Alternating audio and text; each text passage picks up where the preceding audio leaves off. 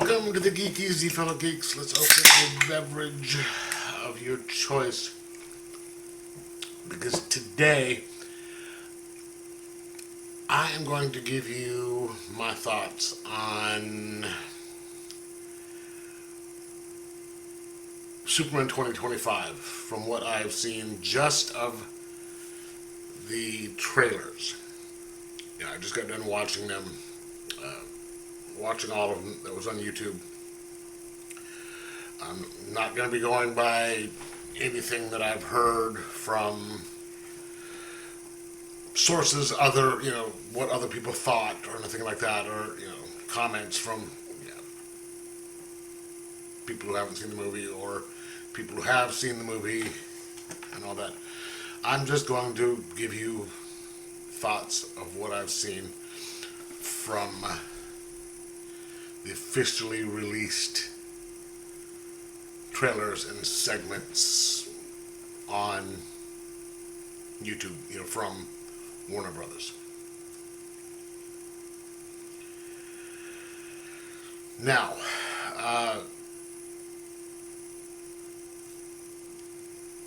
first off, I want to comment on the look of Clark Kent and the Superman suit. Now, Clark Kent, if you look at the way he is in there, what is this, broccoli-headed haircut of that they have him doing? I mean, that doesn't look a thing like any iteration of Superman that you've seen in the comics. I mean, that's just, this is just, he looks ridiculous. It's just, he got the stereotypical glasses and all that stuff, but every version of Superman he looks just like a normal kind of a professional, even though he's kind of like a geeky professional in some, but you don't have him looking kind of like some sort of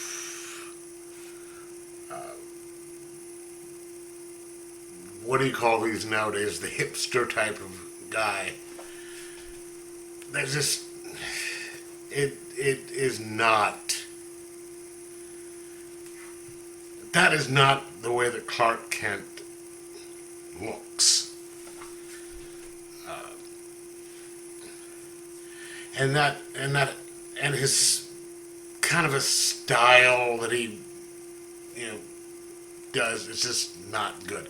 And that sort of carries into the Superman look. The haircut isn't much different when he is Superman. And speaking of style, the suit. And it is kind of cool that they go back to the original style of suit, as in, the not the new 52 look, which I didn't like much, though it looked kind of good in the Snyderverse one. But then they screwed up the original type of suit with the S is just, what is that? And just there's, you've got the kind of the right color blue with the S and the pants on the outside and the boots and all that. But the suit, it has the colors right, but the design is just absolutely horrible. I would much rather have them go with the New 52 look or the Henry Cavill look over this, because this just looks awful. It was designed by, it looks like it was designed by somebody who's just kind of told, okay, it's this colors, and he's got the S here, and he's got this. So he got the basic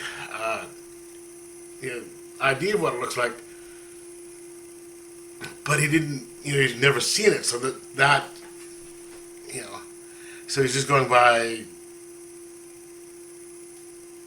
kind of what he was told and all that, and it doesn't look good.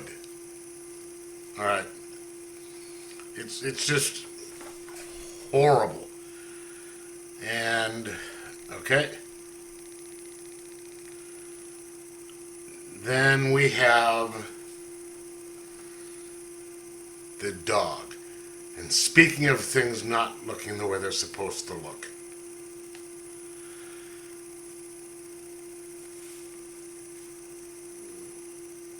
the dog, this is not that's not Crypto. Crypto is kind of a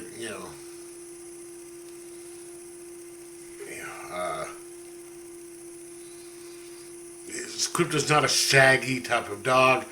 He's kind of more a little bit well behaved. It's, and I think that he's just putting him into this movie for nostalgia's sake, which works for some of the other things that he's done. Like he's got the Fortress of Solitude right. He has the robots and everything and things in there that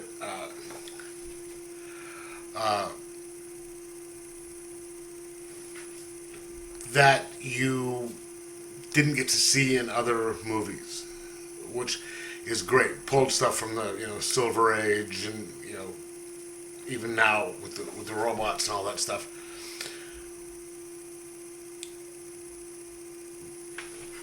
That works, and that can work. But putting the dog in is just, and then doing it the way they're showing him, or at least in the previews, isn't going to work.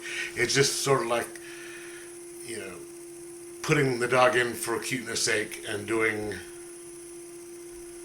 stuff for comedy and silliness sake. And that leads me to my other point.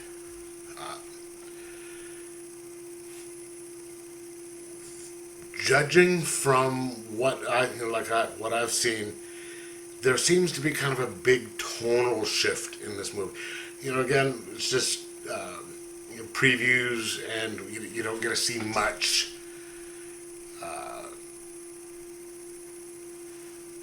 Total from the previews, just like 5-6 minutes most, combined with everything. But there just seems to be a kind of a tonal, really big tonal shift that switches between, seriousness and outright silliness. And that doesn't work with Superman. I mean, it worked with the Guardians of the Galaxy. But with Superman, you can have humor in here, and then that will work. You know, that's kind of proven in some of the other movies. There are some good humorous moments that you can have, and that'd be fine. But just outright silliness, that just doesn't work with this. And then, you know, switching back and forth between that, you know, it's too much, I think, and it's not appropriate for a kind of a Superman movie. And Superman's supposed to be kind of hopeful and light, you know, so you can have the humor, but just not outright silliness. And this is where he's also wrong on a couple of other things. Again, from just the little bits that I've seen in here. There is a scene where you have Lois interviewing Clark as Superman. And I guess he went and interfered with a war that stopped a war, and she's asking him about that. He, you know, crossed over the border of some sovereign nation and stopped a war because, you know, he felt it necessary. Now there is in canon and some stuff from before, Superman has done that. The Justice League has done that. You know, they just operated on their own and went out and did it without asking permission, and it led to some issues with other governments. Yes, that is, you know, something from the comics. But when you see his reaction to that, with her pressuring him about that, he is getting defensive and a kind of, you know, what am I supposed to do? That thing is like, no, that's not Superman. Generally, Superman is fairly composed and stuff like that, and not just being this little, you know, not overreacting to, you know, or collapsing under some sort of questioning or perceived pressure. And I just, you know, I don't know. And then we also see we have, you know, all these different characters coming in. We've got Mr. Terrific. We've got Hot Girl. I know we have Supergirl. Maybe a couple other people. And again, this comes back to the bringing in fan service to things, and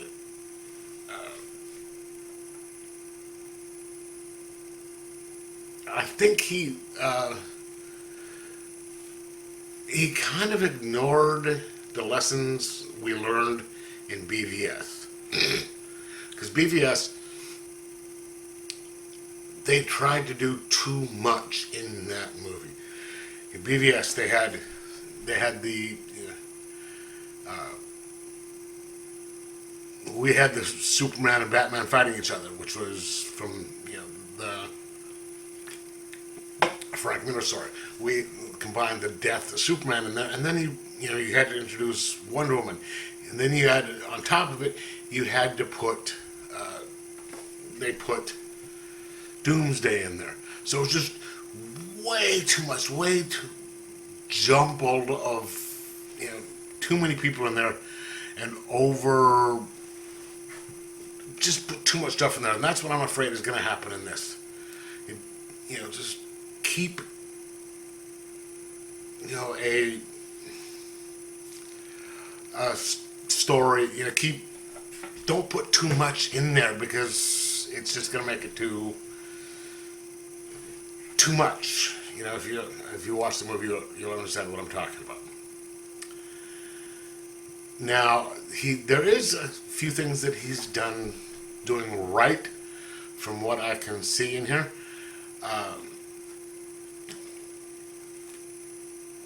There is going to be no origin story. I mean, we've seen the origin story. We did it with the Donner movies. We did it with the Snyder cut. And I'm putting the Superman Returns in with the Donner cut because that was supposed to be a direct continuation of Superman 2 and ignoring 3 and 4. So there is no need of rehashing the origin story. And the overall look of this is incredible.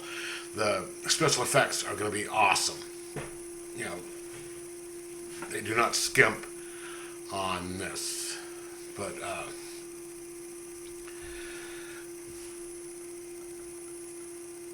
and that's one thing I've noticed about, you know, James Gunn with everything.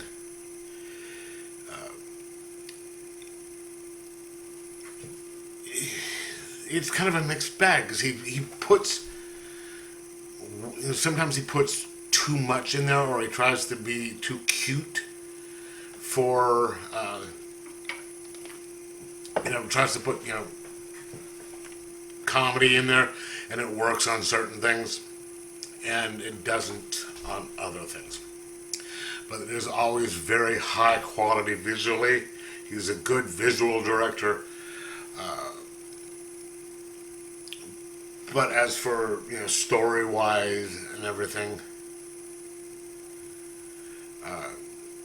sometimes he just puts, you know, there's kind of a big shift in the tones. And that's what I'm afraid of with this one, because it looks like it's just going to go completely overboard. But, oh, and, you know, the Lois woman looks good, you know, looks appropriate for, I think she's the most closely resembling Lois from the comics.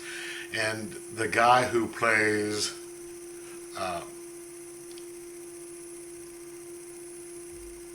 Lex, really, you know, he looks like Lex should look. They did a great job in casting him by looks. I'm not sure how he's going to do with the acting, but from what I can see on there, I think he's doing a good job in the acting as well. So that is good. The only person I'm not too sure about is this David Corn Sweat dude for Clark / Superman. But then again, like I said, haven't seen it. I don't get to see it until Friday. This is what, Monday the 7th that I'm doing this, so I won't see it until Friday, and then I'll know by then if I was right or wrong on any of this stuff. But that is just my thoughts on everything right now from what I have seen, and so, you know, I'm going to reserve judgment. Like I said, I have tickets for the 1335 showing on Friday in 3D. So let me know if you plan on seeing it, and what, are you excited? You think it's going to be good? You think it's going to be bad? Or are you going to be withholding judgment until afterwards, like I'm trying to do? But let me know in the comments below. Like, subscribe, and most of all, try and enjoy your comic movies.